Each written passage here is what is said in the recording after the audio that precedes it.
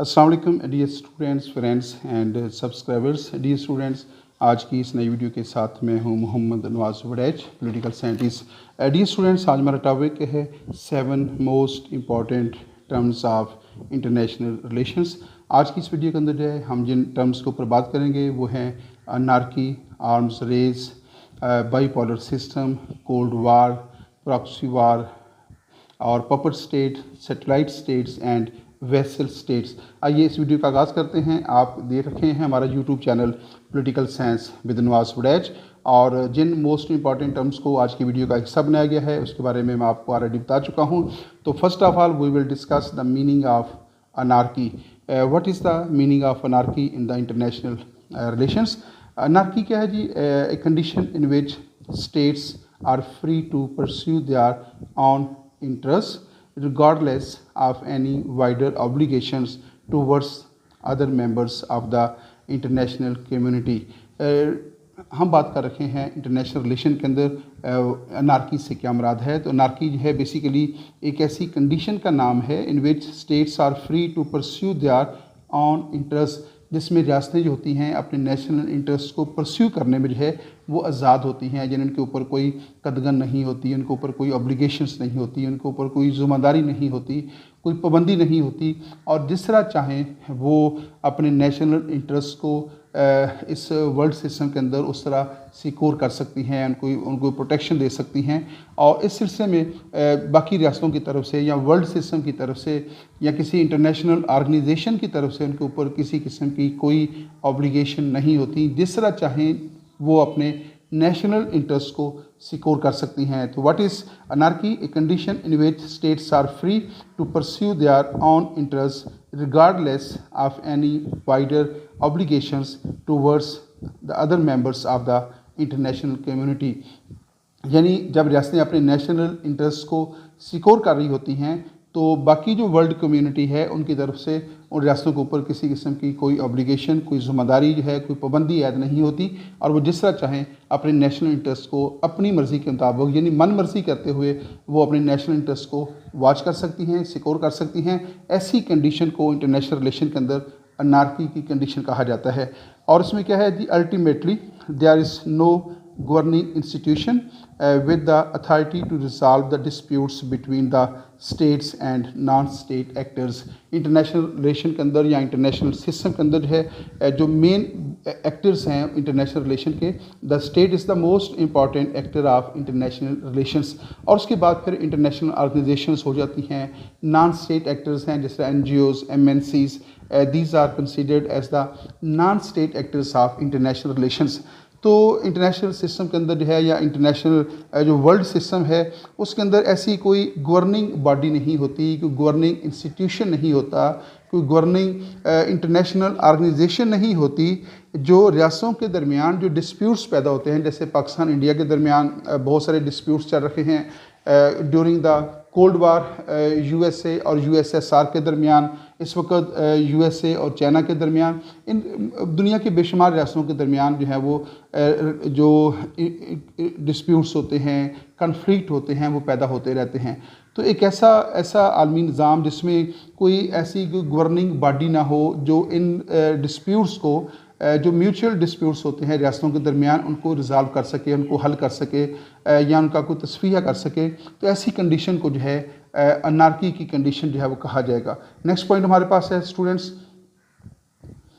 Arms race. Arms race से मुराद है असला साजी की दौड़। सिंपल वर्ड्स के अंदर जो है इसको समझ सकते हैं कि असला साजी बनाने की दौड़, असला बनाने की दौड़, a situation in which 2 or more nations increase their military expenditures due to a shared mistrust। एक बात तो याद रखिएगा इंटरनेशनल रिलेशन को समझने के लिए कि दुनिया की कोई ऐसी रियासतें नहीं हैं जिनके दरमियान किसी ना किसी लेवल का, यानी बड़े माइनर लेवल का या बहुत बड़े लेवल का मिसट्रस्ट ना हो। रियासतों के दरमियान जो है मिसट्रस्ट होता है, रियासतें कभी भी अंधा एतमाद किसी दूसरी रियासत के ऊपर नहीं करती। तो रियासतें क्या करती हैं कि जब उन्हें ये खौफ होता है कि दूसरी रियासत उसको नुकसान पहुंचा सकती है तो वो उस खौफ से निकलने के लिए वेपनाइजेशन करती हैं, असला साजी करती हैं और जब एक रियासत को पता चलेगा कि दूसरी रियासत ने इस नोयत का इंतहाई ख़तरनाक असला बना लिया है, तो वो उसको काउंटर करने के लिए दूसरी रियासत भी असला साजी जो है वो करना शुरू कर देगी।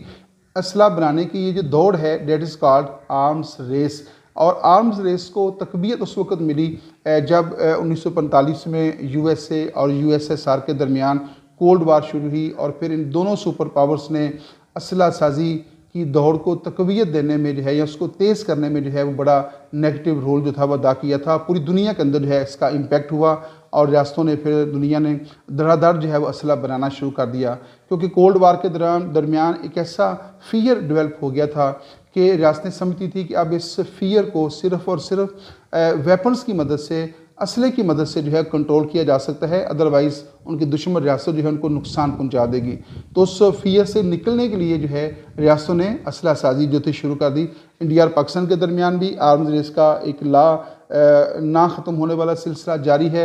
आप देखते रहते हैं कि एक वक्त में पाकिस्तान जो है कोई मिसाइल टेस्ट करता है तो थोड़े दिनों के बाद इंडिया मिसाइल टेस्ट कर देगा, या अगर इंडिया ने कोई मिसाइल टेस्ट किया है तो पाकिस्तान उससे ज़्यादा रेंज का जो है वो मिसाइल टेस्ट करके इंडिया को एक पैगाम दे देता है कि अगर आपने हमारी तरफ मैली आंख से देखा तो हम आपका ज़्यादा नुकसान कर सकते हैं। तो इस तरह की जो मिसट्रस्ट सूरत हाल होगी, कन्फ्लिक्ट जब रियासतों के दरमियान हो जाता है, रियासतों के दरमियान जो कन्फ्लिक्ट होता है, जो इश्यूज़ होते हैं उनको बर वक्त हल नहीं किया जाता, तो फिर उसका नतीजा ये निकलेगा कि दोनों रियासतों के दरमियान जो है वो असला साजी जो है वो शुरू हो जाती है, और इससे इनसिक्योरिटी जो है, अदम तहफ़्फ़ुज़ का जो है वो बहुत ज़्यादा एहसास पैदा हो जाता है। ये असला साजी की दौड़ दो रियासतों के दरमियान भी शुरू हो सकती है और रियासतों के दो ब्लाक के दरमियान भी शुरू हो सकती है, जैसा कि ड्यूरिंग द कोल्ड वार जो है दुनिया जो है वो दो बड़े ब्लॉक्स में तकसीम हो गई थी। एक अमेरिकन ब्लॉक था, एक सोवियत यूनियन ब्लॉक था। दोनों ब्लॉक ने जो है वो असला साजी को प्रमोट करने में बड़ा नेगेटिव रोल जो था वो प्ले किया था। और नेक्स्ट हमारे पास पॉइंट है, नेक्स्ट पॉइंट की तरफ चलते हैं। बाईपोलरिटी यानी बाईपोलर सिस्टम। दुनिया के अंदर जो है तीन बड़े मशहूर वर्ल्ड सिस्टम हैं। एक बाईपोलर सिस्टम है, एक यूनिपोलर सिस्टम है और एक जो है वो मल्टीपोलर सिस्टम है। ऐसा आलमी निज़ाम जिसमें एक सुपर पावर डोमिनेट कर रखी हो पूरी दुनिया के ऊपर जो है, that is called unipolar system. और ऐसा वर्ल्ड सिस्टम जिसमें दो सुपर पावर डोमिनेट कर रखी हों तो date is called bipolar system. और ऐसा वर्ल्ड सिस्टम जिसमें तीन या तीन से ज़्यादा सुपर पावर डोमिनेट कर रखी हों तो date is called multipolar system. तो ड्यूरिंग द कोल्ड वार जो है फ्राम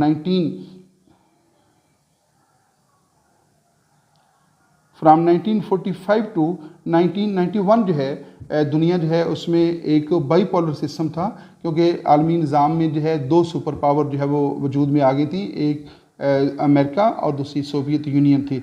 लेकिन जब 1991 के अंदर जो है कोल्ड वार ख़त्म होगी और उसके बाद जो यूएसएसआर है उसका सुपर पावर का जो रोल है वो ख़त्म हो गया था, तो उसके बाद फिर आलमी सतह के ऊपर जो है बाईपोलर सिस्टम जो है वो एग्जिस्ट कर रखा है। अब दुनिया के अंदर सिर्फ एक सुपर पावर डोमिनेट कर रखी है और वो है यूएसए, और ऐसे आलमी निज़ाम को हम यूनिपोलर सिस्टम कहते हैं।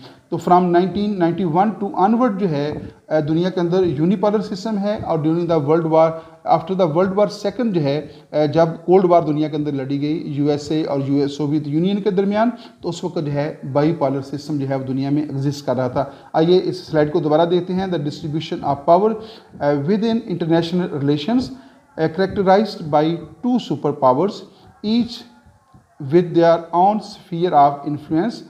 The term can be applied in a global or regional sense.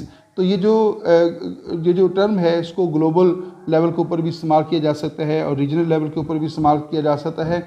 बाईपोलरिटी often entails proxy wars rather than direct confederation.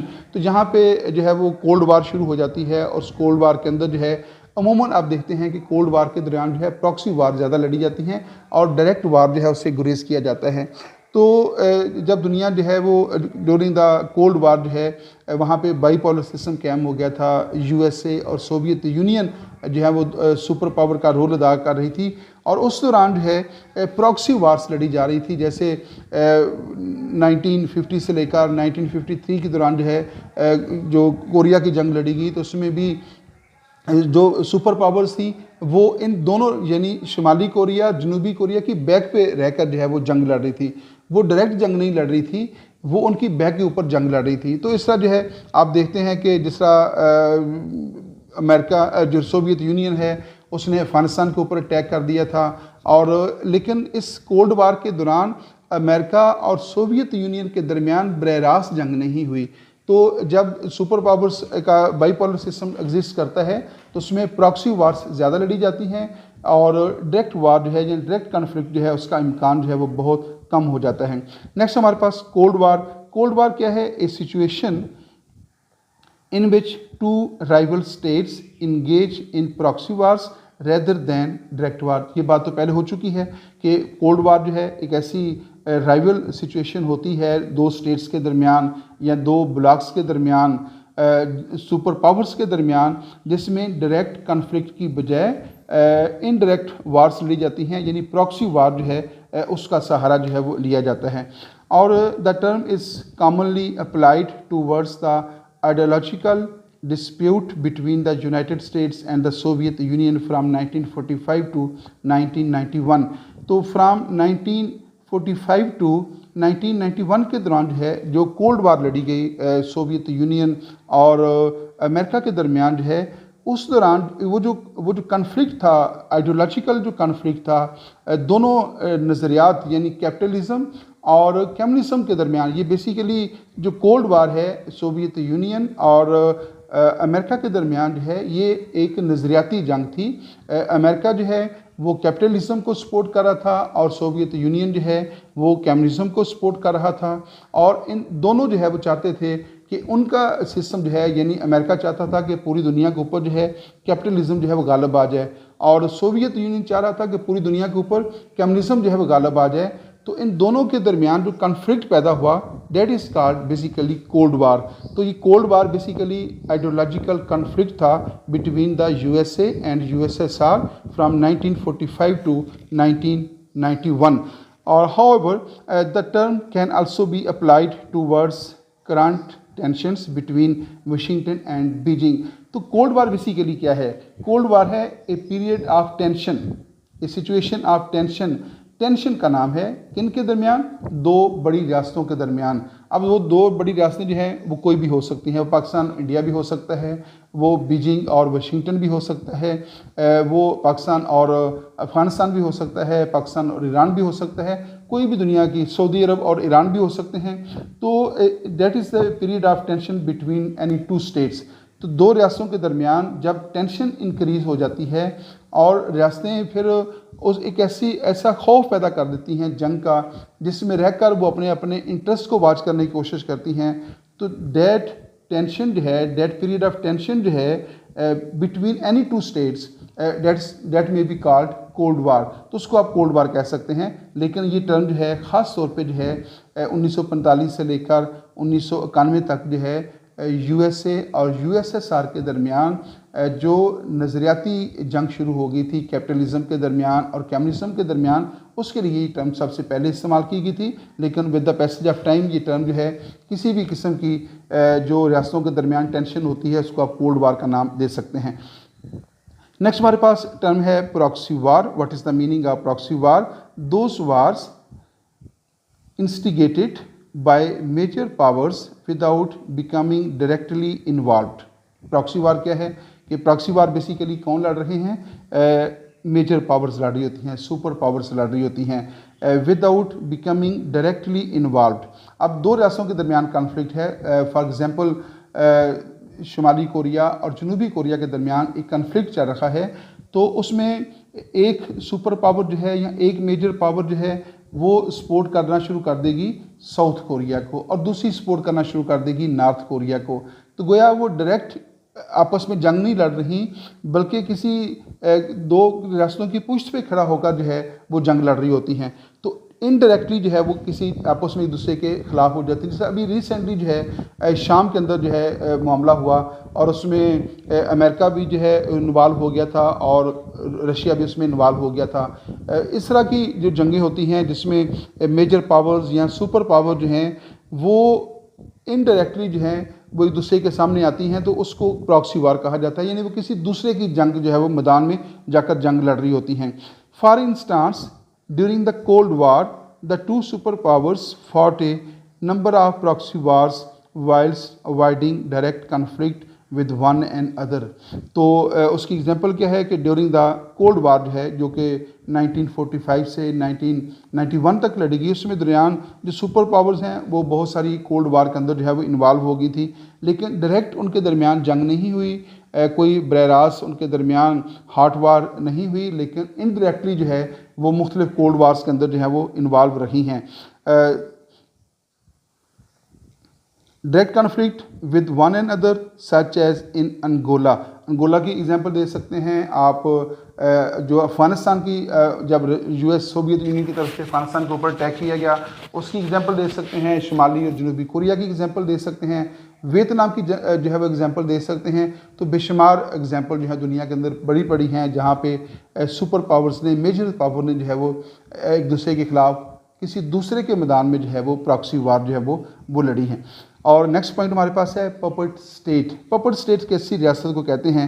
ये रियासत की एक किस्म है a state that is independent in law, जो इंटरनेशनल लॉ के मुताबिक इंडिपेंडेंट स्टेट होती है, सॉवरन होती है, यानी according to the international laws and according to the charter of the UNO वो रियासत इंडिपेंडेंट कंसिडर की जाएगी, वो रियासत जो है वो सॉवरन कंसिडर की जाएगी, बट नॉट इन फैक्ट, लेकिन हकीकत में नहीं होगी। यानी इंटरनेशनल लॉ के मुताबिक तो वो सॉवरन स्टेट्स हैं, इंटरनेशनल लॉ के मुताबिक वो इंडिपेंडेंट स्टेट हैं, लेकिन इन फैक्ट जो है उसकी जो सॉवरेनिटी है, उसकी जो इंडिपेंडेंस है, उसके ऊपर कोई बड़ी ताकत हावी होगी। यानी जब हम ये बात करते हैं कि फ़लाँ रियासत इंडिपेंडेंट है या फ़लाँ रियासत सॉवरन है, तो इट मीन्स कि वो अपनी मर्ज़ी की खुद मालिक है, यानी वो अपनी इंटरनल पॉलिसीज़ और एक्सटर्नल पॉलिसीज़ बनाने में खुद मुख्तार हैं। तो इंटरनेशनल लॉ के मुताबिक तो वो सॉवरन स्टेट्स होगी, लेकिन उसकी जो एक्सटर्नल पॉलिसीज़ हैं और उसकी जो इंटरनल पॉलिसीज़ होती हैं, उनके ऊपर किसी मेजर पावर का, किसी सुपर पावर का जो है वो बहुत ज़्यादा इन्फ्लुएंस होता है, और उस इन्फ्लुएंस के अंदर रहकर जो है वो अपने मामला जो है वो सारे अंजाम दे रखी होती हैं। तो ऐसी रियासतों को पपेट स्टेट कहा जाता है, जिनका कंट्रोल किसी बड़ी ताकत के हाथ में हो। बज़ाहिर वो एक आज़ाद रियासत होगी, लेकिन उसका जो कंट्रोल है वो किसी बड़ी रियासत के हाथ में होगा, और जिस तरह बड़ी रियासत चाहेगी वहीं कुछ होगा।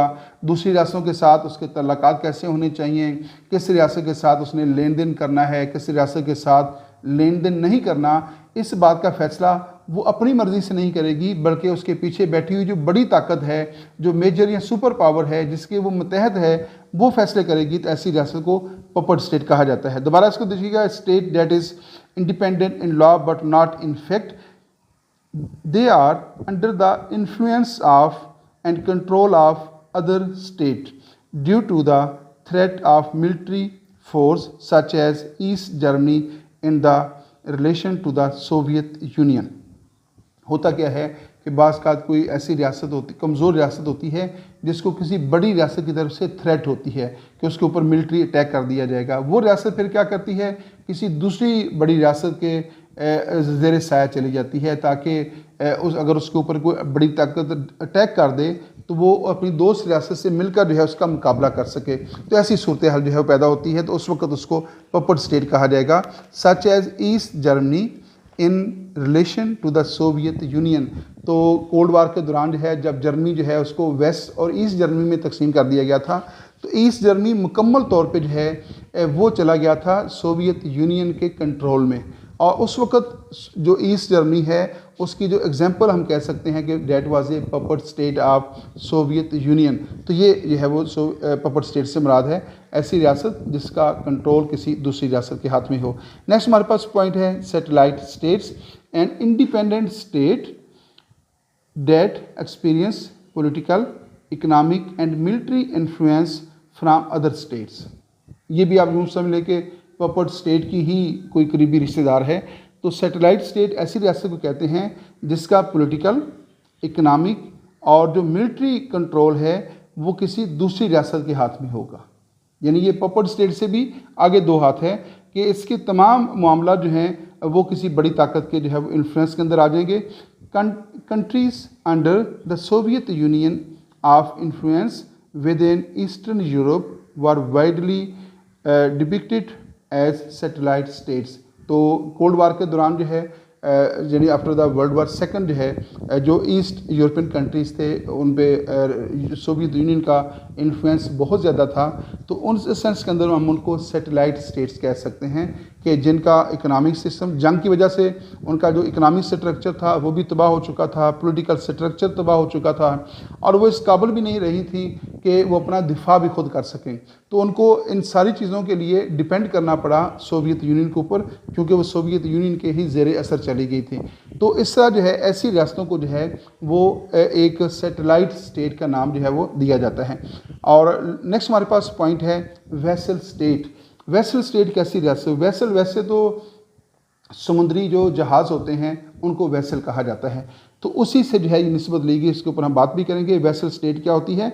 Vessel state is a country that is controlled by A more powerful country. Vessel state भी ऐसी रियासत को कहते हैं जो किसी बड़ी ताकत से कंट्रोल किया जाता हो, यानी बड़ी रियासत जिस तरफ चाहे उसका रुख तब्दील कर दे।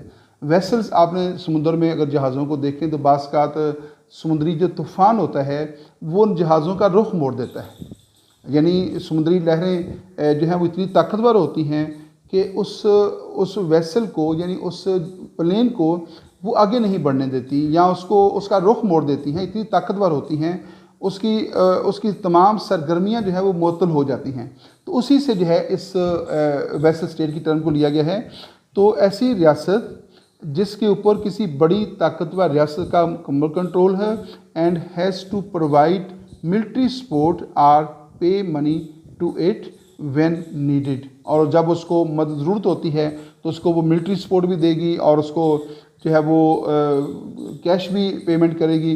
During world war second Poland was a vessel state of Germany. तो वर्ल्ड वार सेकंड के दौरान जो है पोलैंड जो है उसकी एग्जांपल एक वेसल स्टेट की हो गई थी। इसको एज ए एग्जांपल जो है वो आप कोट कर सकते हैं।